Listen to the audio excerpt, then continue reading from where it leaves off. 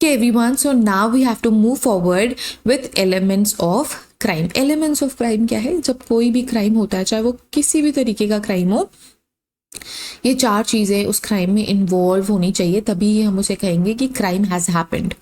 ठीक है, तो सबसे पहले तो है human being, then we have mens rea, then we have actus rea. So कई जगह आपको मेंस रियस या एक्टस रियस के नाम से ये देखने को मिलेगा, एंड इंजरी। ओके, सो बहुत सिंपल सी चीज़ है, बहुत इजी सा है element of crime. 4 important element है। सबसे पहले आता है ह्यूमन बीइंग। ह्यूमन बीइंग क्यों भाई? हम ह्यूमन बीइंग्स को ही क्या कर सकते हैं? लीगली बाउंड कर सकते हैं। किसी एनिमल को या किसी भूत प्रेत को आप लीगली बाउंड नहीं कर सकते हो कि भाई तुमने इलीगल काम करा है, चलो तुम जेल में चलो, है ना। अगर किसी एनिमल अटैक की वजह से किसी की जान चली जाती है तो उस एनिमल को आप जेल में नहीं डालते, है ना। कई बार ऐसे होता है कि किसी की डेथ हो जाती है और घर वालों का ये मानना होता है कि भाई भूत प्रेत की वजह से इसकी डेथ हो गई, फिर भले ही उसकी डेथ किसी भी नेचुरल कॉज से क्यों ना हो, है ना। लेट्स से हार्ट अटैक आ गया, बट इनका मानना है कि नहीं नहीं, इसने भूत देख लिया, इस वजह से इसकी डेथ हो गई। सो किसी भूत को आप बाउंड नहीं कर सकते कि भाई भूत को पकड़ोगे एंड बोलोगे कि तुमने तो इस पर्सन की जान ले ली, अब तो तुमको जेल में जाना है। ऐसा नहीं कर सकते, राइट। सो हम ह्यूमन बींग्स को ही क्या कर सकते हैं? बाउंड कर सकते हैं लीगली, कि आप हमारे देश में रहते हो, आप हमारे स्टेट में रहते हो, ये चीज़ें हमारे लॉ के अगेंस्ट है और आपने ये एक्टिविटी करी है, तो अब आपको पनिशमेंट मिलेगी, आपको जेल जाना पड़ेगा।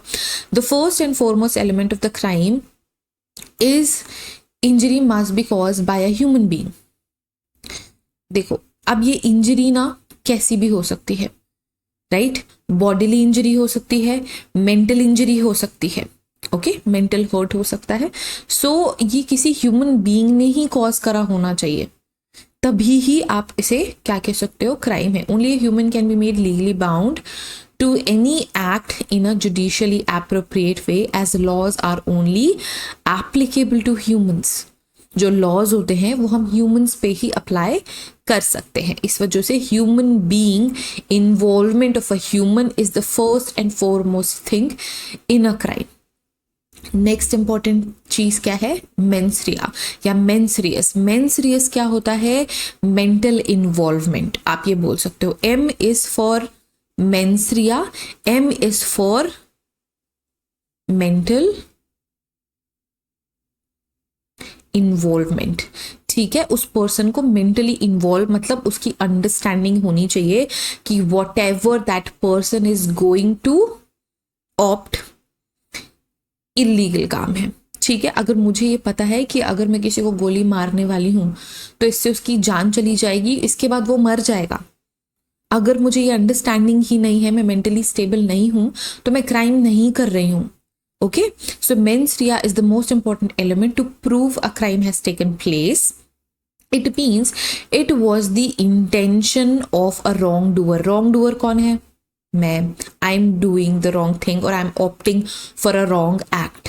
ठीक है, सो ये इंटेंशन मेरे क्लियर होने चाहिए कि मैं किसी को मारना चाहती हूँ, या फिर जो भी मैं एक्ट करने वाली हूँ या जो भी मैं स्टेप्स लेने वाली हूँ वो इतना हार्मफुल होने वाला है कि सामने वाले की जान चली जाएगी, और ये सही चीज़ नहीं है। हम किसी को नहीं मार सकते। ओके, सो ये इंटेंशन मेरे अंडरस्टैंडेबल होने चाहिए। अगर मैं मेंटली अनस्टेबल हूँ, मैं मेंटली अनफिट हूँ और मैं कोई ऐसी एक्टिविटी कर रही हूँ जिसकी मुझे अंडरस्टैंडिंग ही नहीं है कि भाई इसके बाद इसकी जान चली जाएगी।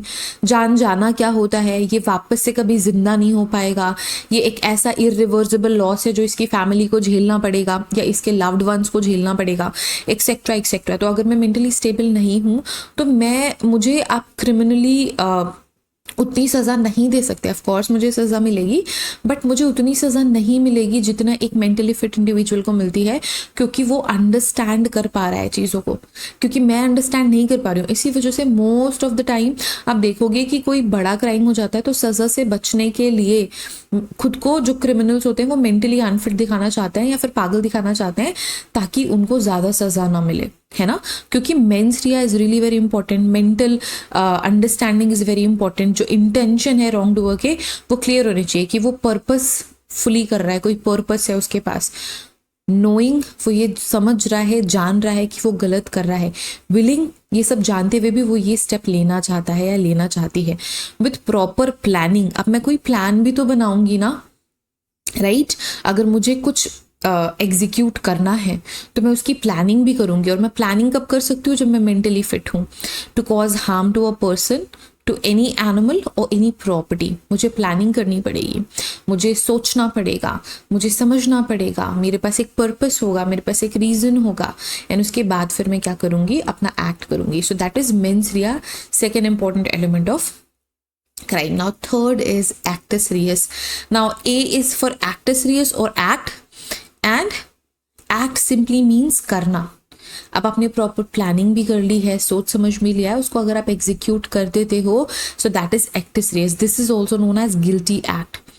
आपका माइंड तो गिल्टी है ही, you are a human, you have a guilty mind, and आपने वो गिल्टी एक्ट भी कर दिया, ठीक है। That follows the guilty intention. Intention guilty थी हमारे मेंस रियस में। An act will only be called a crime if both the elements are present. तभी ही हम इसे क्राइम बोलेंगे जब मेंटली आप गिल्टी हो, मतलब आपके पास गिल्टी इंटेंशन है, आपको समझदारी थी एंड फिर भी आपने वो एक्ट करा। Guilty intention and guilty act makes up the crime. ये दो इंपॉर्टेंट एलिमेंट्स है। Of course we have to include 4 important elements, but ये दो चीजें बहुत ज्यादा इंपॉर्टेंट है, मेंस रियस या मेंस रिया या एक्टिस रियस एक्टिस रिया, ठीक है। The guilty intention of a person leads to an act in accordance to it and hence it turns out to be a crime और to into a crime. So मैंने plan कर लिया कि मैं जाके किसी को गोली मार दूंगी, और अगर मैंने गोली मारी ही नहीं तो मैंने क्राइम किया ही नहीं, ठीक है। अगर मैंने गोली मार दी तो मैंने गिल्टी एक्ट भी कर दिया, मेरा माइंड भी गिल्टी था, मैंने गिल्टी एक्ट भी किया। एंड लास्टली डिपेंड करता है कि इंजरी हो रही है नहीं हो रही है। इंजरी हो रही है, सो कितनी सीवियर इंजरी हो रही है उससे मेरी पनिशमेंट डिसाइड होगी, ठीक है ना। Fourth element is injury. For particular crime to take place, it is very necessary for an injury to occur after having guilty mind, mens rea, and doing the guilty act, actus rea. If the injury does not occur, then the crime is not considered as committed. अगर injury हुई ही नहीं है तो crime को हम committed नहीं मानेंगे, ठीक है। फॉर एग्जाम्पल मैंने गोली चलाई बट गोली लगी नहीं मेरे टारगेट को और वो जिंदा भी बच गया, उसको कोई इंजरी नहीं हुई, तो हम उसको क्राइम नहीं मानेंगे, है ना। मुझे सजा हो सकती है क्योंकि मैंने अटेम्प्ट करा, बट मुझे इतनी सीवियर सजा नहीं होगी कि भाई मुझे कैपिटल पनिशमेंट मिल जाए, मुझे मौत की सजा मिल जाए, या फिर मुझे आजीवन कारावास मिल जाए, लाइफ इम्प्रिजनमेंट हो जाए, इतना नहीं होता। फोर्थ, अगर इंजरी गोली उसे लग जाती है या फिर उस गोली की वजह से उसका हाथ पैर काटना पड़ गया, या कोई बहुत जिसे हम ग्रीवियस हर्ट कहते हैं, ग्रीवियस हर्ट अगर हो गई, तो फिर जो सज़ा की इंटेंसिटी है वो बढ़ती जाएगी, और अगर उसकी डेथ हो गई तो ऑफ कोर्स मर्डर तो हो ही गया। सो डिपेंड करता है what is the extent of injury, है ना, एंड उसके बेसिस पे फिर सज़ा मिलेगी। फाइन, ये थे आपके एलिमेंट्स ऑफ क्राइम। ये आपके सारे एलिमेंट्स ऑफ क्राइम है, 4 एलिमेंट्स ऑफ क्राइम है। क्लासिफिकेशन ऑफ क्राइम हमने पढ़ लिया। सो ये आज की क्लास में हमने सारा कुछ क्लियर कर लिया। आई होप सब कुछ क्लियर है। अगर कोई डाउट है तो please get in touch with me और अपनी डाउट्स आप क्लियर कर लो। इस टॉपिक से रिलेटेड MCQ आप सॉल्व करोगे तो जो भी चीज़ें रह रही हैं वो भी क्लियर हो जाएंगी। ओके, सो हमने पढ़ लिया है क्राइम, हमने पढ़ लिया है क्लासिफिकेशन ऑफ क्राइम, और हमने पढ़ लिया है elements of crime. Okay everyone, so I hope this lecture is helpful. If this is helpful, अच्छे से आपको परफॉर्म करना है जो आपको इसके MCQs मिलेंगे। आई होप आप सारे के सारे MCQs 100% सही करें। And I you guys in the next lecture everyone. Till then take care, bye bye.